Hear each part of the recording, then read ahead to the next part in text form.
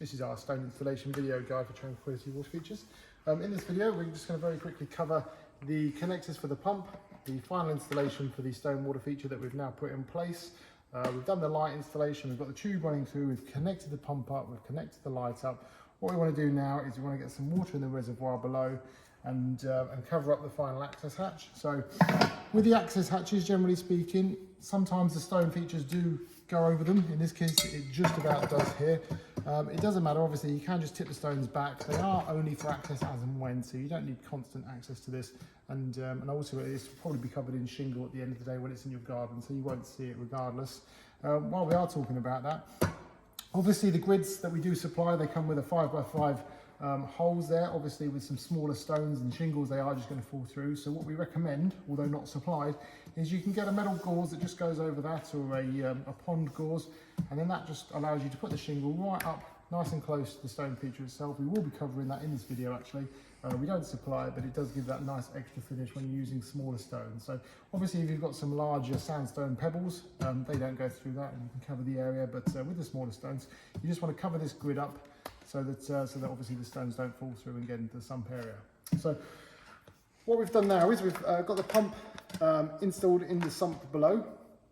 What we're going to be doing is we're going to be taking this connector. It does come with 10 meters of low voltage cable, so you can run this through the garden. It's not a problem at all. It is designed to be outside all year round. It's come with a 2-pin standard 12-volt connector that goes into our transformers that are available on the website, although will be supplied with the kits when purchased. This will run to the garden. It will run to the transformer that plugs into the standard 3-pin 240-volt socket. So we've got everything installed. We've got the cable end out so that we've got access to that. In this instance, because we're just in a demo area, we don't need a lot of cable, but ultimately you would run that around your garden. You can leave any excess cable in the sump area below. It is all water grade cable, so it's not a problem at all for it. We'll get some water in here and we'll see how it looks.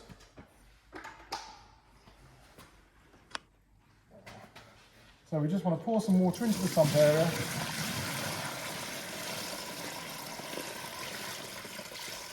There we go. I've got a little bit more water here, so we've got that in as well.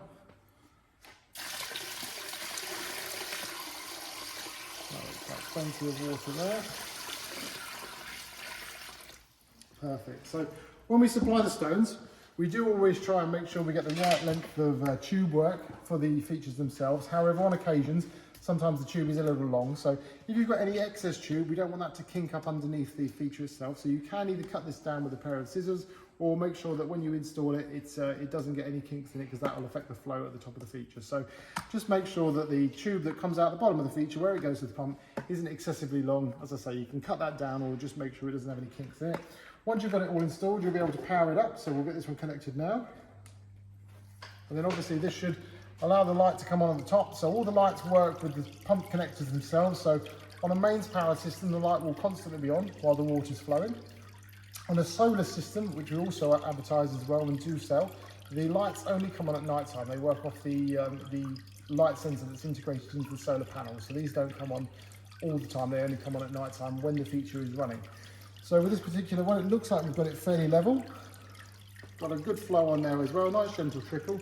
Seems to be covering the majority of the stone, which is exactly what we're looking for.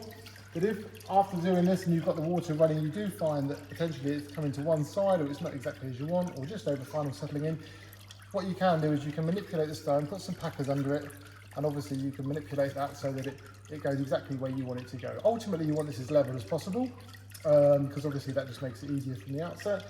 The pumps themselves do have flow restrictors on, so if you find that the flow is a little bit more than you would expect, then you can turn that flow down from the pump itself. But we do always try and provide the right pump for the right system so that you get this nice gentle trickle. And that's the final installation video for our Acorn sandstone water feature in this instance.